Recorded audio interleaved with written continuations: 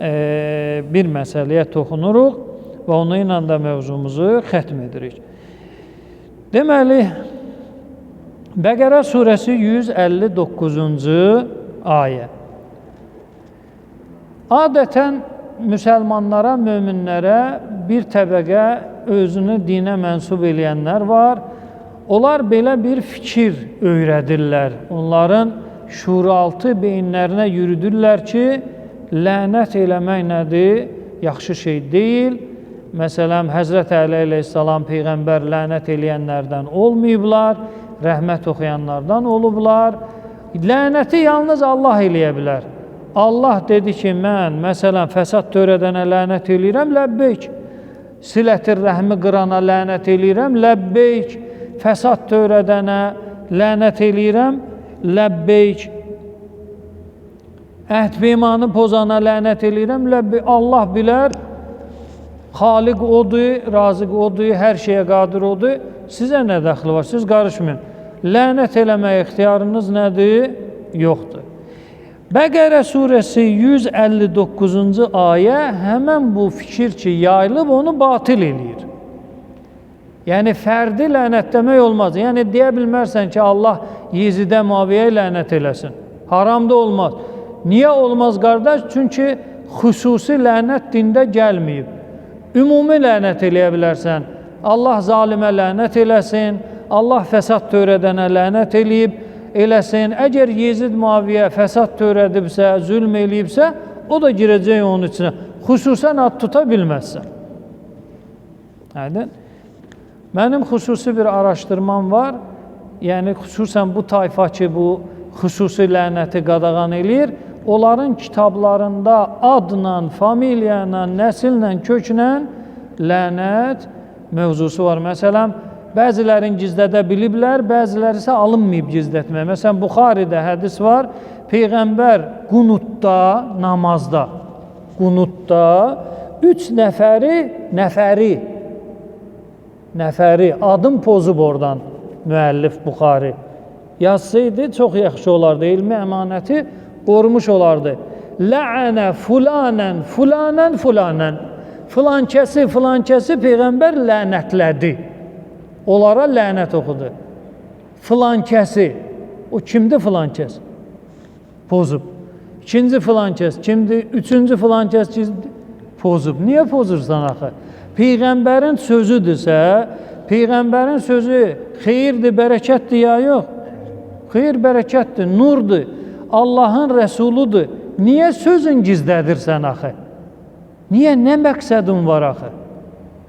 Yəni, nə maraq var axı? Mən götürüm Peyğəmbərin kəlməsini gizlədim. Peyğəmbər ad tutub. Yəni, məsələn, Allahümmə l'ən, məsələn, deyək, əlif, ba və ta. Əlifə və baya və taya lənət olsun. Peyğəmbər oxuyur. Amma mən sonra gəlirəm, həmən oradan əlif, ba, tanı silirəm, yazıram filankəs, filankəs, filankəs. Nə marağım var? Niyə gizlədirəm axı? Bu gizlətməyin özünün də nədir? Böyük bir şəriətdə problemi var. Xülasə, fərdə də lənət var, cəmə də lənət var, şərti ilə. Şərtsiz olan da lənət, diqqət edin, bu sözü də qeyd edeyim. Xüsusən bu qadınlar arasında böyük bir problem var ki, filan kəs lənət oxudu, filan kəs lənətlədi, o məni tutacaq, belə eləyəcək, elə şey yoxdur dində. Deməli, lənət mövzusu var və hədislərdə də gəlib, etibarlı hədislərdə lənət ağzıdan çıxdı, onun 2 başı var. 2 baş necədir? Əgər sən lənətə layiq deyilsənsə, qayıdır şəxsin özünə. Məsələn, əlin qaldırır, Allah balaları öldürsün, Allah ruzuyu kəssin, Allah ömrüyü kəssin. Əgər sən lənətə layiqsənsə, bu kəlmələrin təsiri olacaq. Əgər yox, lənətə layiq deyilsənsə, həmən o sözlər qayıdır şəxsin özünə, onun ömrü kəsilir, onun ruzusu kəsilir, onun başına müsibətlər nədir? Gəlir. Yəni, onun lənəti ilə doğulmamısan ki, onun lənəti ilə də nədir? Dünyovu dəyişəsən. Onun lənəti sənin ruzuvu artırıb azaldan deyil. Bəli, əgər lənətə şəxs layiqdirsə, o kəlmələrin şəxsin yaşam tərzinə təsiri olacaq. Deməli, fərdə də var, cəmə də var. İnşallah xüsusi mövzu açacağım bu vaxtda. Gəlirik Quran ayəsinə. 159-cu ayə, Bəqərə surəsi 159. Allahdan başqa kimsə kiməsə lənət oxuya bilər ya yox. Allah Teala buyurur, Bismillahirrahmanirrahim. İnnellezîne yektumûne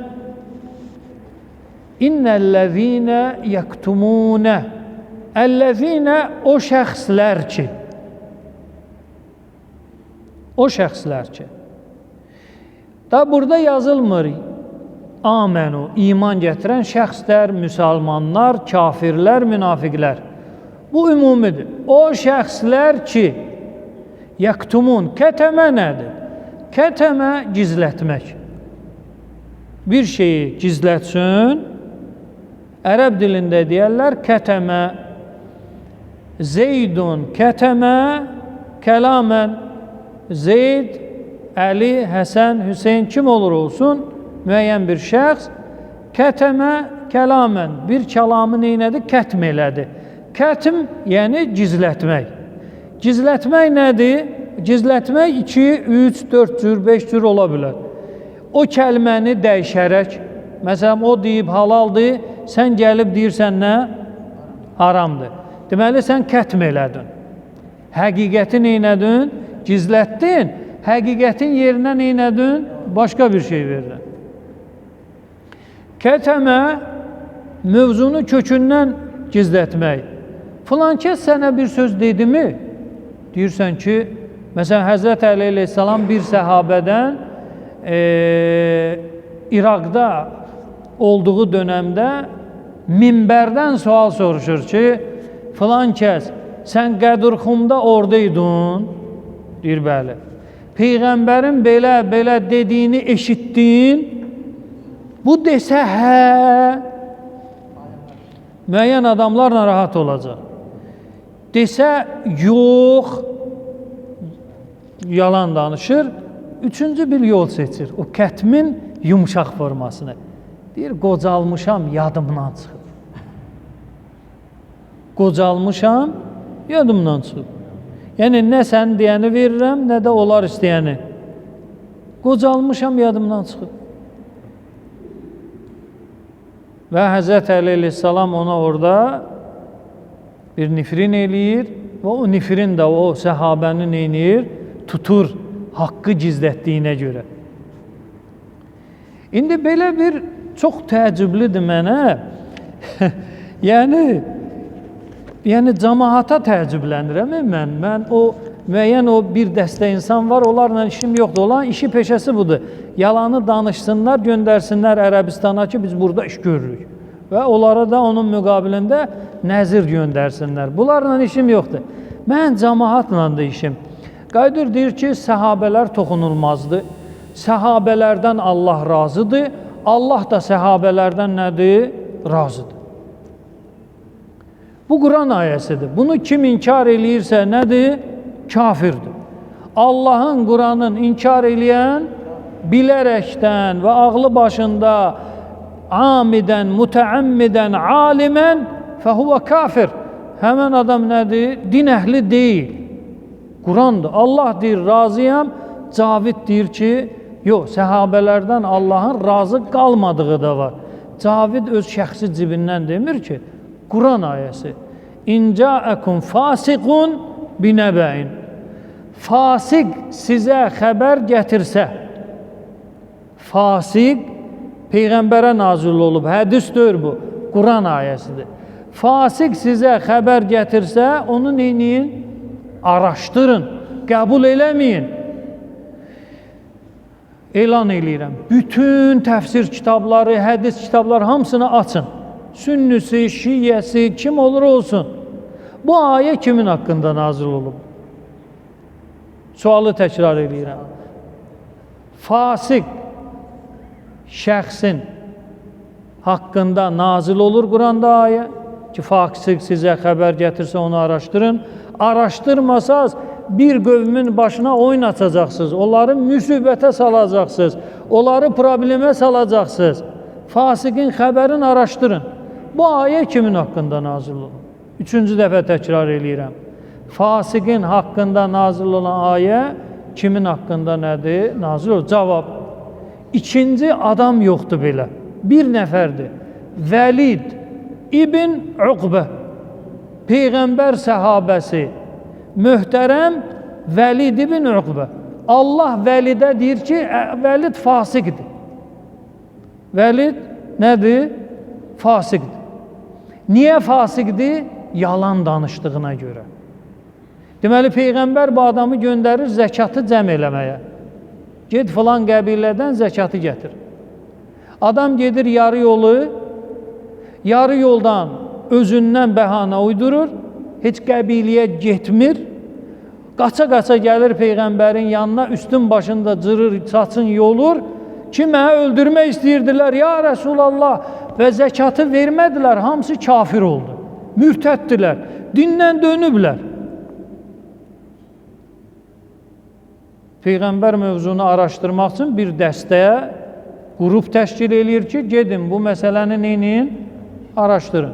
Heç onlar Mədinədən çıxa-çıxda, deyə Mədinədən çıxır həmən bu qoşun deyək, dəstə deyək, araşdırma qrupu deyək, görürlər ki, o qəbilənin nümayəndələri dəvələrin üstündə naz-ı nemət zəkatla gəlirlər. Yaxınlaşırlar ki, siz kafir deyirsiniz. Deyirlər, nə kafir? Və siz mürtədd olmadınız, dindən dönməmsiniz siz. Deyirlər, nə dindən dönmək? Biz müsəlmanıq, əşhədü ən la ilahə illallah, Muhammed Rasulullah. Biz Peyğəmbərin elçisini gözlədik, gəlib zəkatları aparsın. Adam gəlməyib. Özümüz qərara gəldik ki, gətirib zəkatı neynəyək? Verək. Utanmırsan Peyğəmbərə yalan danışırsan. Allah bu adama Vəlid İbn Uqbəyə deyir fasıq. Allah fasiqdən necə razı ola bilər ki? Yalan danışan haqqında Allah Quranda ayə vurur. Yalanı o şəxslər uydurar ki, Allahın ayətlərinə iman gətirmir. Qaydaya baxın, Allahın qaydasıdır bu.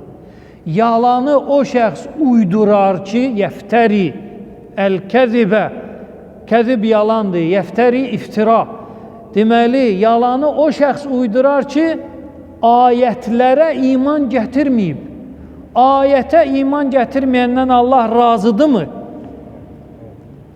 O ayədə ki, Allah buyurur ki, mən onlardan razıyam, onlar məndən razıdır, möminlərdən, Allah ayələrinə iman gətirənlərdən Allah razıdır.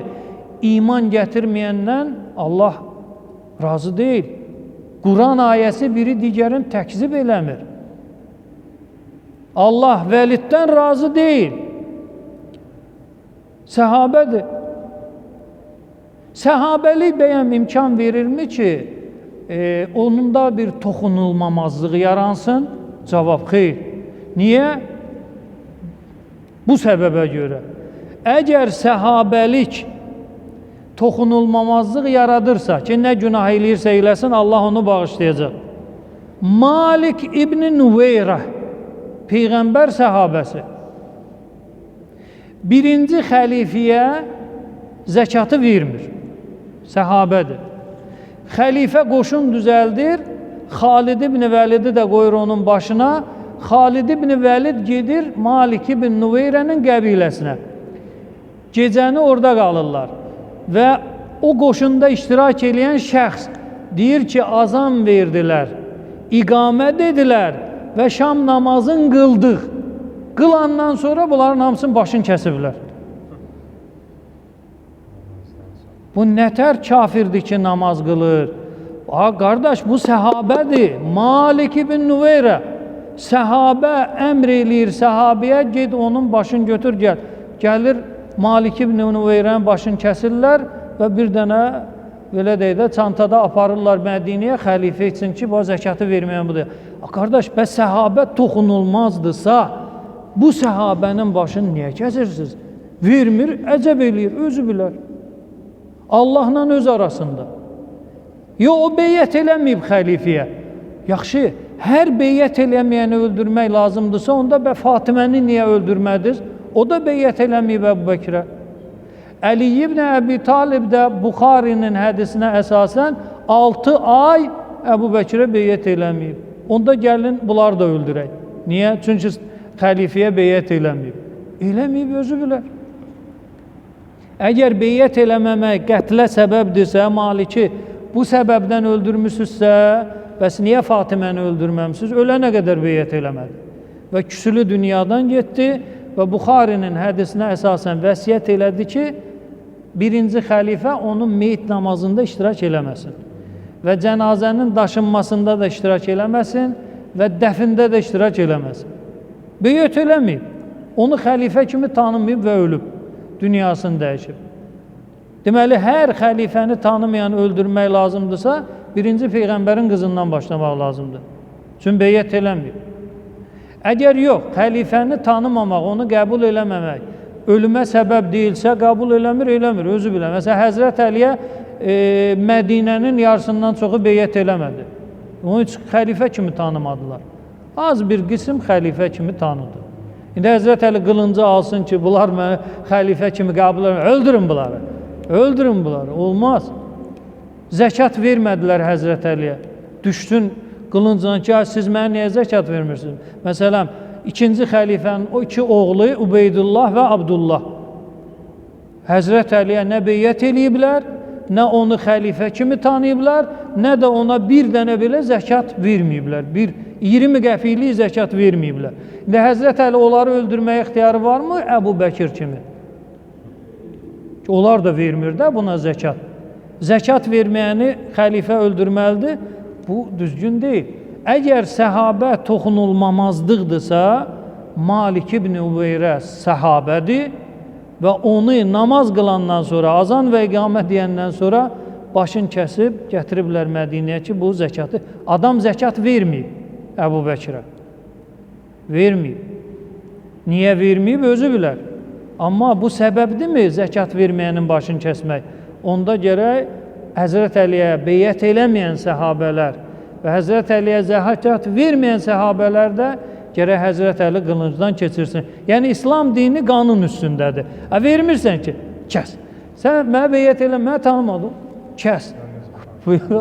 Peyğəmbər hansı münafiqi kəsib?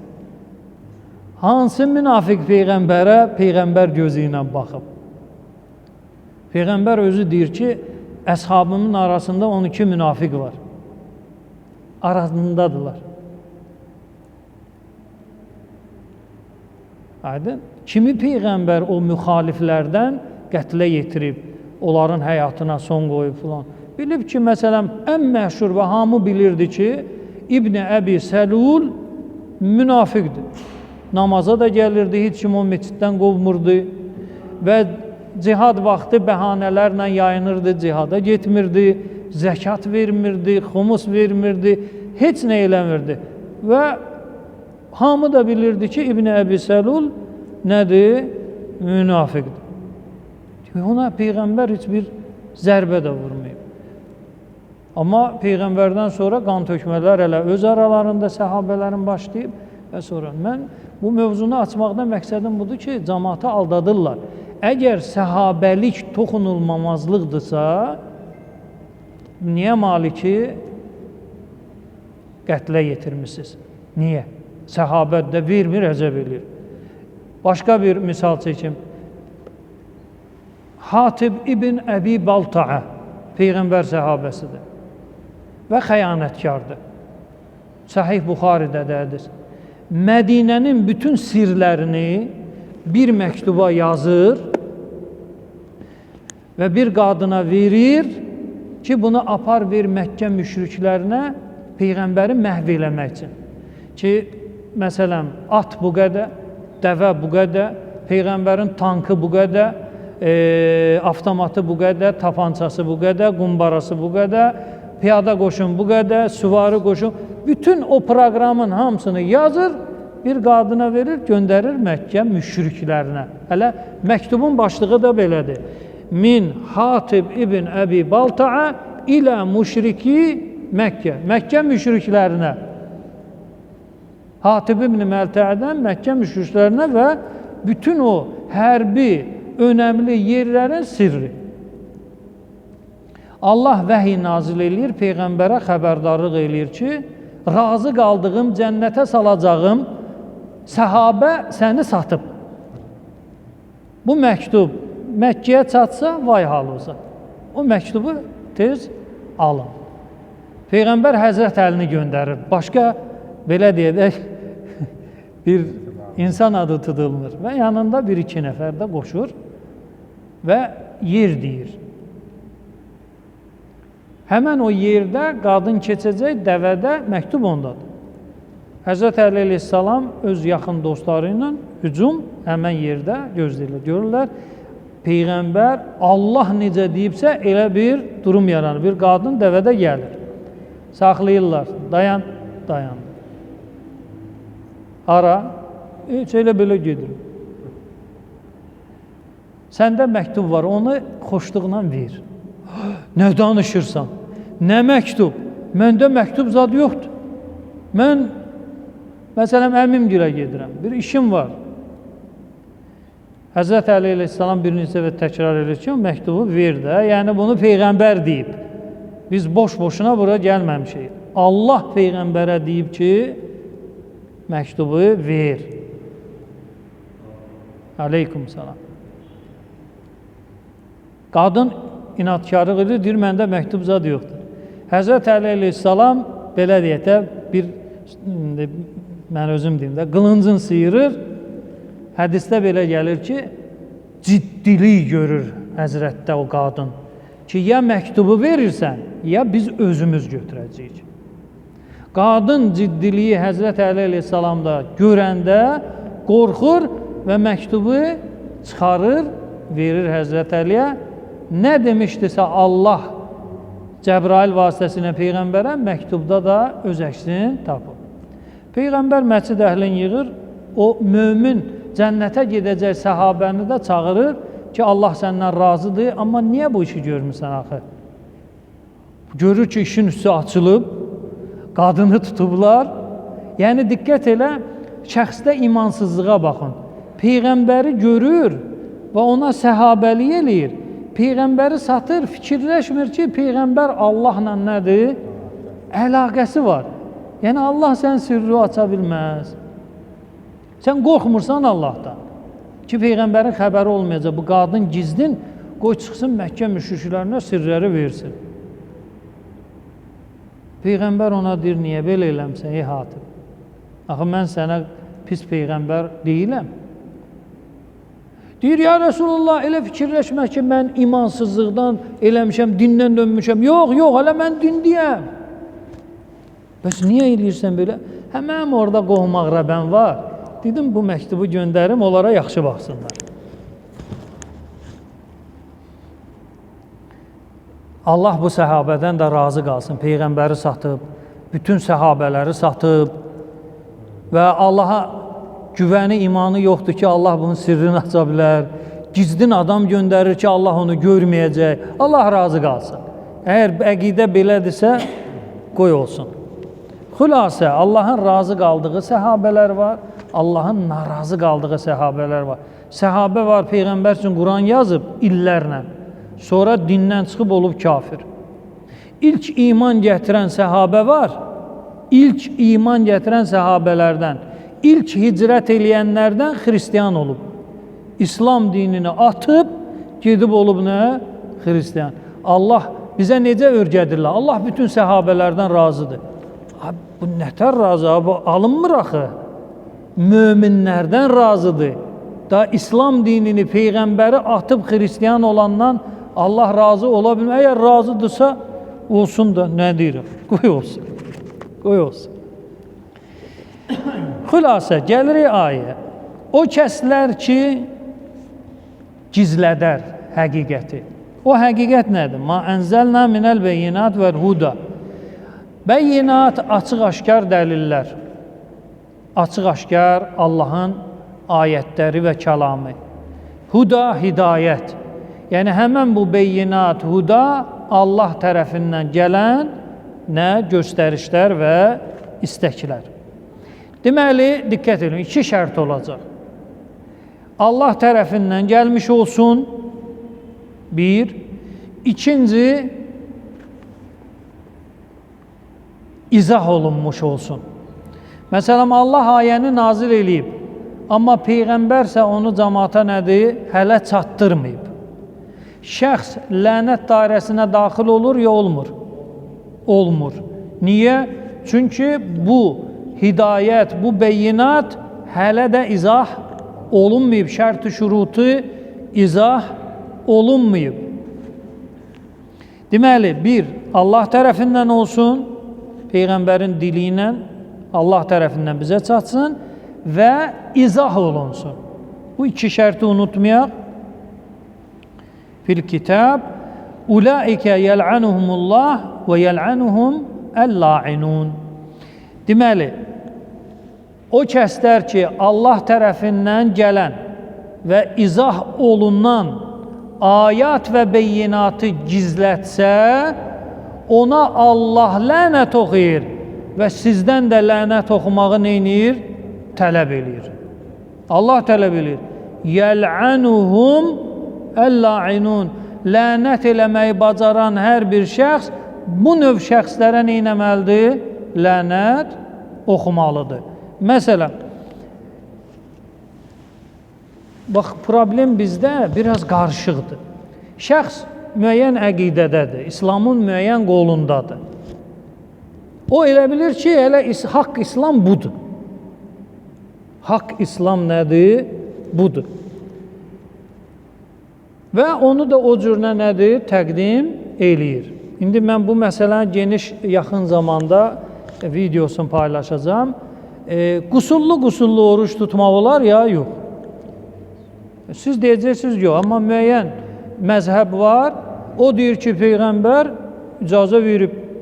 Yəni, qusullu olmaq, qusulun nə səhihlik şərtidir, nə də qusulun rükünləri, orucun nə səhihlik şərtidir, nə də orucun rükünlərindən deyil. Şəxs oruc ola, qusul varsa boynunda, qadındır, məsələn, heyz qusulu var. Cənabət qusulu var, kişidir, boynunda cənabət qusulu var. Durub, sübh namazından qabaq, azana da məsələn bir 10-15 dəqiqə qalıb. Bu tez qaçıb, gedib qusul almalıdır ki, oruç tutacaq. Xeyr, adam deyir ki, nədir? Qusul, oruca dəxli yoxdur. Qusulun namaza dəxli var. Namaz qusuldan olmaz. Boynunda cənabət qusulu, heyz qusulu varsa, namaz qıla bilməzsən. Gərək ged o qusulu al, qutar. Amma qusulun oruca nədir? Dəxli yoxdur. Bu, bunların əqidəsidir. Həmən bu tayfanın, bu firqənin əqidəsi belədir. Fikhi belədir ki, Peyğəmbər də hələ bizi kimi olub. Qusullu nədir? Oruç tuturmuş. Amma bizdə Əhl-i Beyt imamları elə demir. Əhl-i Beyt imamları bu mövzuda çox sərtdirlər. Hələ orucun səhihlik şərtlərindən biri qusuldur. Orucun rükünlərindən biri nədir? Qusuldur. İmam Cəfər Sadiq əleyhissalamdan səhih sənəd hədisdə, indi ravilər kimdə, hansı kitabdır, onu o mövzuda deyəcəm. Məzmun çatdırıram. Belə bir sual verirlər ki, ey Peyğəmbər övladı, bir nəfər oruç tutub Ramazan ayında və yadından çıxıb ki, boynunda qusul var. Qadındırsa, heyz, kişidirsə, məsələn, cənabət, oruç tutub yadından çıxıb, bilərəkdən yox ha. Həmən bu tayfa firqə deyir ki, yox, bilərəkdən belə boynunda qusul varsa, orucu tut. Oruca dəxli yoxdur qusulun. Bunlarda bu qaydadır. Peyğəmbər də elə bizi kimi olub. Amma Peyğəmbərin ailəsi, Cəfər Sadiq, Baqir, Zeynəl Abidin, Həsən Hüseyin deyir, yox, belə deyil. Bir nəfər yadından çıxır, Ramazan ayında boynunda qusul olduğunu unudur. Və unutqanlığın da günahı yoxdur. Deməli, mart ayının deyək, 5-də adamın boynuna qusul gəlib və yadından çıxıb ki, qusulu var. 5, 6, 7, 8, 9, 30-una, 31-nə qədər neynədir? Oruç tutub namaz qılıb. Bunun hökmü nədir? İmam Cəfər Sadiq əleyhissalam buyurur ki, namazında qəzasını qılmalıdır, orucu da təzədən tutmalıdır. Niyə? Çünki boynunda yaddan çıxmış qusul var. Bilərəkdən qusulu yox ha. Yaddan çıxmış qusul var. Əhl-i Beyt bunu deyir.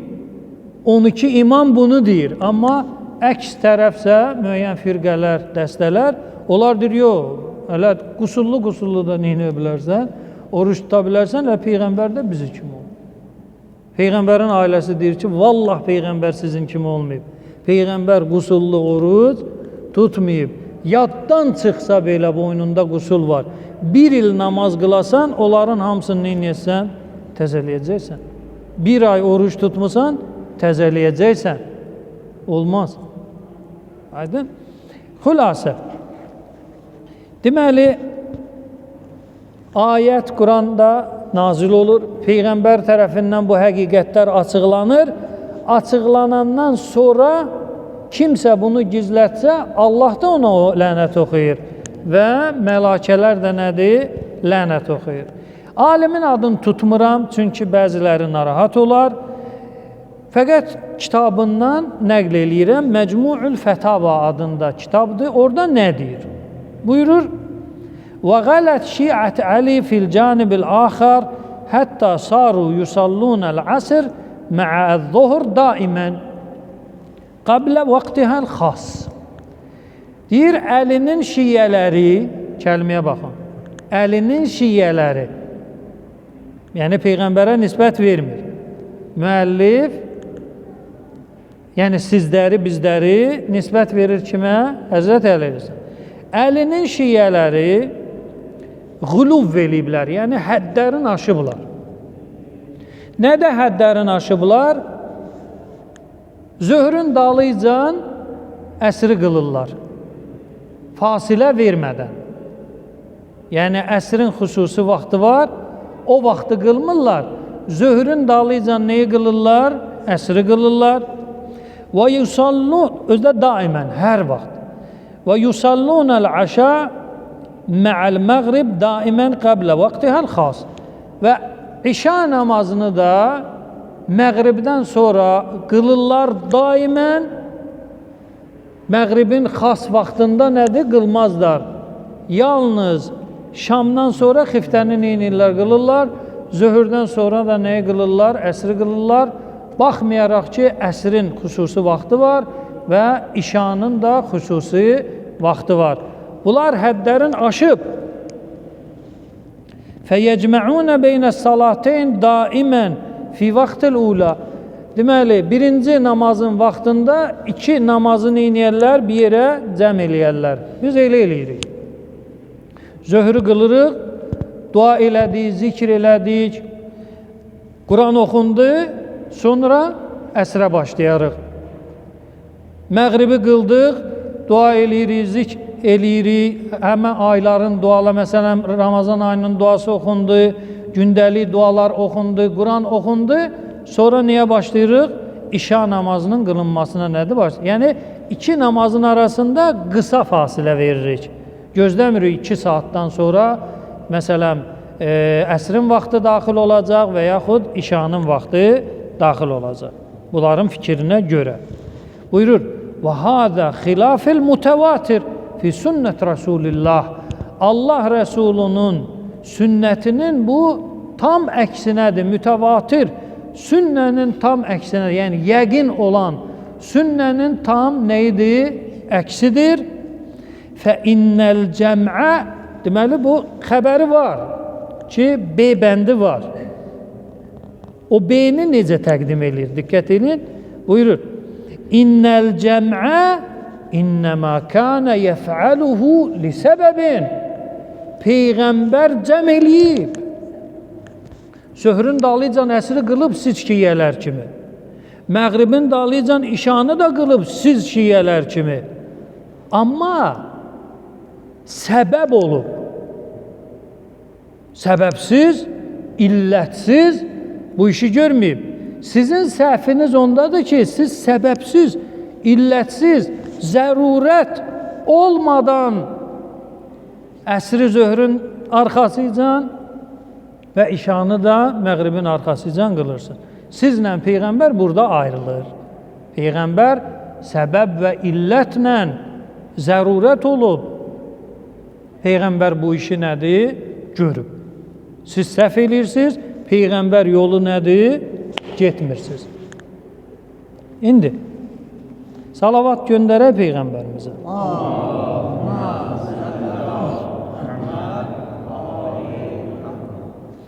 Deməli, mən araşdırdım həmən bu cümləni və bunu Quran ayəsi oxuduğa o kəslər ki, həqiqəti gizlədir, ora calayacaq. Bunu araşdıraq, sonra calayaq və mövzumuzu bitiririk. İki namazı bir yerə toplamaq, o özü də geniş bir bəhsdir, vaxtında geniş izah eləyəcəm, fəqət indi qələm ucu. Deməli, Peyğəmbər Mədinədə ola-ola, Peyğəmbər Mədinədə ola-ola, öz evinin içində, öz məscidində əsri zöhrün arxasıcan və işanı da məğribin arxasıcan fasilə vermədən neyniyib? Qılıb. Həmən bu kitab sahibi deyir ki, Peyğəmbər səbəb, illət, zərurət olub o işi görüb. Amma səbəb, illət, zərurət yoxdursa, siz namazları ki, gündə cəm eləyirsiniz, məsələn, indi müharibə qorxusu varmı? Səfərdəsən, bir təhlükə var və niyə cəm eləyirsiniz? Peyğəmbər səbəblə cəm eləyib. Adamın sözünün onurğa sütunu budur. İndi mən ona cavab verirəm.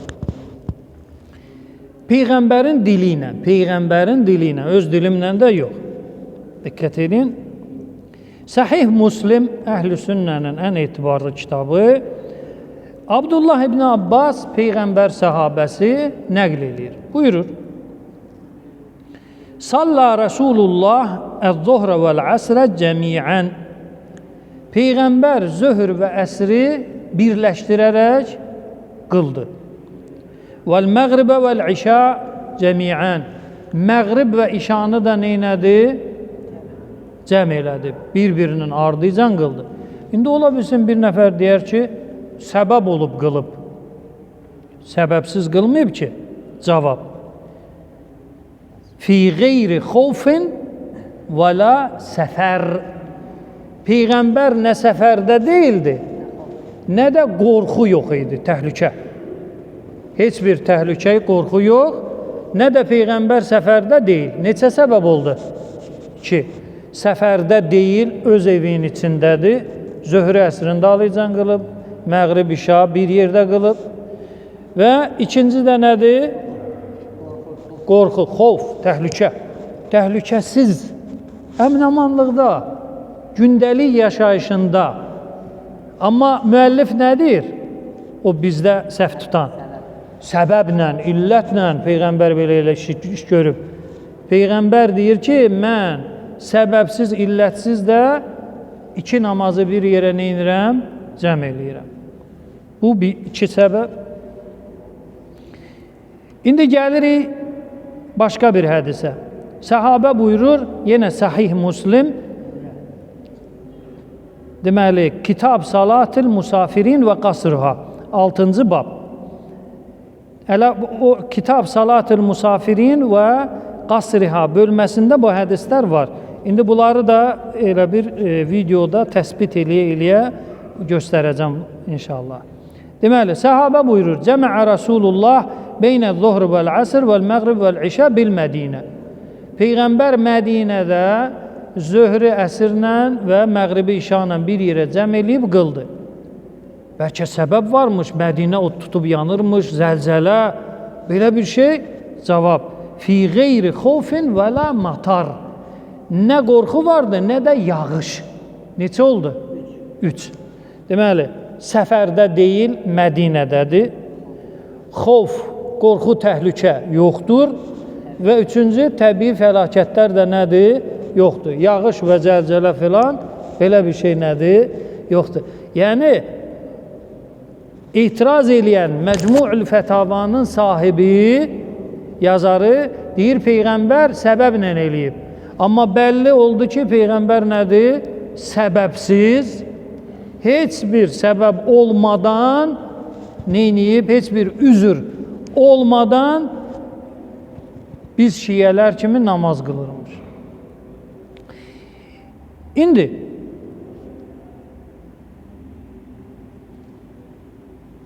bir nəfər qayıdıb deyə bilər ki,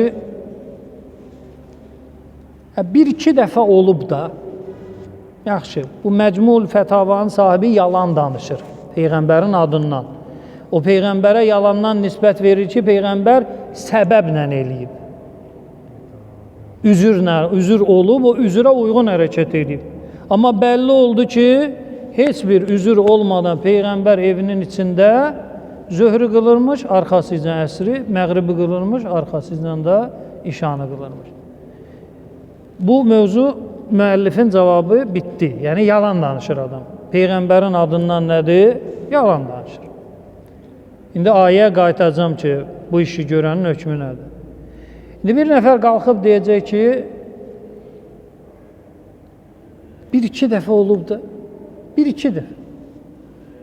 Peyğəmbər bu işə davam eləməyib. Bir-iki dəfə olub. Siz deyən kimi olub. Amma daimi olmayıb. Bir-iki dəfə eləyib, sonra başlayıb namazı, məsələn, zöhrü qılırmış, 3 saatdan sonra əsri qılırmış, məğribi qılırmış, 3 saatdan sonra işanı qılırmış. Sonra belə davam eləyib. Cavab. Həmən adama ki, Peyğəmbər sünnəsi necə davam eləyib. Sahih-ül Buxari, Kitab Məvaqitus Salat, 549 nömrəli hədis və hədislərdə belədir, müəyyən çaplarda 10 səhifə o tərəfə gedir, 5 səhifə bu tərəfə gedir. Onu elə bir, belə deyə də, biləndən soruşmaq lazımdır. O tapa biləcək, amma belə avam cəmaat tapa bilməyəcək. Sahih-ül Buxari, deməli, Kitab Məvaqitus Salat, 549 nömrəli hədis. Hədisin sənədi səhihdir. Əba Umamə adında şəxs buyurur. Salleytu mə'ə Ömər ibn Əbdüləziz əz-Zuhra. Ömər ibn Əbdüləzizlə bir yerdə zöhr namazını neynədik? Qıldıq. Zöhrü qılıblar, hələ əsri qılmırlar. Bu Əbu Umamə də Peyğəmbəri görməyib. Ömər ibn Əbdüləziz də Peyğəmbəri görməyib. Ömər ibn Əbdüləziz, vaxt diqqət edin, mən sizə bir tarix düzəldim. Deməli, Əbu Bəkir, Ömər, Osman, Əli. Götür, bir 30 il, 30 neçə il bu xilafət. Sonra İmam Həsən, Muaviyyə, Yezid, filan kəs. Sonra, indi Ömər ibn Əbdüləziz 3-cüdür, 4-cüdür, dəqiq yadımdadır. Yəni, Yezid, Muaviyyədən sonra gələn Bəni Üməyyə şahlarındandır. Yəni, ən azı bir 90 il ən azı, bir əsr demirəm, Peyğəmbərdən sonra olan bir hadisədir bu. Yəni, Əbu Umamə də Peyğəmbəri görməyib. Ömər ibn Əbdüləziz də Peyğəmbəri görməyiblər bunlar. Bunlar zöhrü qılırlar, əsri qılmırlar ki, əsri vaxtında qılacaq. Deməli, zöhrü qılırlar məsciddə və yaxud bir evdə. Sümmə xərəcna hətta dəxəlna alə Ənəs ibn Malik. Zöhrü qılıblar, əsrin ələ vaxtı gələcək, gözləyirlər. Neynək, gedək Ənəsi ziyarət eləyək. Ənəs ibn Malik Peyğəmbəri görən və onun, belə deyək də, bunu xüsusi bir katibi deyək. Peyğəmbərin katibi, necə katib? Yəni, Peyğəmbər kimi qəbul eləyəcəksə, 10 nəfər gəlibsə, birinci kim gəlib? Sən, hə? Sən gəl, sən gözlə. Belə deyək də, indi adın nə qoyursa, katib deyək. Peyğəmbərin qəbulu üçün işləri nizamlayan bir şəxs. Peyğəmbərin namazını da görüb, Peyğəmbərin özünü də görüb. Bu iki nəfər ki, Peyğəmbəri görməyib, zöhrü qılırlar, əsri qılmırlar, gəlirlər bunun yanına. Dəxəlnə alə Ənəs ibn Malik. Ənəs ibn Malikin yanına daxil olduq. Fəvəcədnahu yusalli əl-əsr. Gördük ki, əsr namazını qılır. Deməli, bunlar zöhrü qılıb, məsciddən və yaxud evdən çıxıblar, giriblər hara? Ənəsin evinə. Bir yaxın məntəqədir. Bunlar təəccüblənir. Fəqultu. Əbu Umamə deyir ki, Ənəsə sual verdim. Ya əm. Ey əmi. Ey mənim əmim. Ma hadihi salat əlləti salleytə. Bu hansı namazdı qılırsan? Yəni, Peyğəmbərə görməyənlərə şübhəli gəlir ki, zöhrü qılmışıq, vaxt getdi, namaz da nədir? Bitdi. Bu Peyğəmbər səhabəsi indi də namaz qılır. Bu hansı namaz? Bəlkə müstəhəb zat filan. Qalə əl-əsr. Bu əsr namazıdır. Bu əsr namazıdır. Yəni, zöhrdən sonra Peyğəmbər səhabəsi neynir? Əsr namazı qılır. Əsas cümlə budur. Və hadihi salat Rasulullah kunna nusalli ma'ahu. Bu Peyğəmbər namazıdır. Peyğəmbər yanında bu cürlə namaz qılırdıq. Sahih Buxari. Və Ənəs bu namazı İraqda qılıb. Yəni, Mədinədə Peyğəmbər dünyasını dəyişib, Əbu Bəkir xilafəti, Ömər xilafəti, Osman xilafəti və Əlinin xilafəti köçür hara? İraqa və Həzrət Əli əleyhissalamdan da müəyyən səhabələr gəlir İraqa. Yəni, Peyğəmbərdən sonra səhabə namazını necə qılırmış? Zöhrün dalıcan əsri, məğribin dalıcan da nəyi qılırmış? İşanı qılırmış və şahidlik eləyir ki, Peyğəmbər namazı budur. Siz Peyğəmbər namazı qılmırsınız. Əbu Umamə ilə Ömər ibn Əbdüləzzə səhabənin sözünün məzmunu budur ki, siz Peyğəmbər namazı qılmırsınız. Mən qıldığımdır Peyğəmbər namazı. Zöhrün dalıcan əsr, məğribin dalıcan işa. İndi qaydırıq Məcmu'ül Fətava kitabına. Məcmu'ül Fətava kitabının sahibi Peyğəmbərin adından yalan danışır. Deyir, Peyğəmbər səbəbsiz, üzürsüz namazı namaza birləşdirməyib. Bəlli oldu ki, Peyğəmbər üzürsüz, səbəbsiz neyniyib? Namazı namaza birləşdirib. İndi ayəyə qaydıram. Ayədə buyurulur. Hər hansı bir həqiqəti, hidayəti izah olunduqdan sonra Peyğəmbər əməli ilə izah eləyib ya yox ki, zöhrün dalıcan əsri qıla bilərsən, məğribin dalıcan da işanı qıla bilərsən və səhabə Səhih Buxaridə deyir ki, bu Peyğəmbər namazı belə olub. Bu həqiqəti kimsə gizlətsə, ulaikə o şəxslərə yəl'anuhumul Allah, Allah onlara lənət oxuyur və lənət oxumağı bacaran hər bir şəxs də o şəxsə lənət oxumaq vəzifəsindədir. Deməli, həqiqətləri gizlətmək, xüsusən dini həqiqətləri gizlətmək insanı rəhmət dairəsindən çıxardır, lənət dairəsinə neynir? Salır. Allaha and verirəm İzzət-i Cəlalına xatir, gələn günlərimizi xeyrə calasın, Allah Teala şəhidlərimizi qəriqi rəhmət eləsin, Allah Teala vətənimizə əmin-aman qərar versin, Allah Teala ordumuzu, yurdumuzu qorusun, Allah Teala Ramazan günlərini Azərbaycan xalqına, müsəlman ümmətinə xeyirli, bərəkətli qərar versin, Allah Teala zəmanə imamının zuhurunu təcil eləsin, xəstələr var, Allah Teala hövlü qüvvəsi ilə onlara şifa versin, borcu olanlar, çətinliyi olanların Allah Teala çətinliyini hövlü qüvvəsi ilə Əsma-ül Hüsnaya xatir, seçilmiş bəndələrinə xatir Allah Teala həll və asan eləsin. Duaların qəbul müstəcab olması üçün əziz Peyğəmbərimizə salavat göndərin.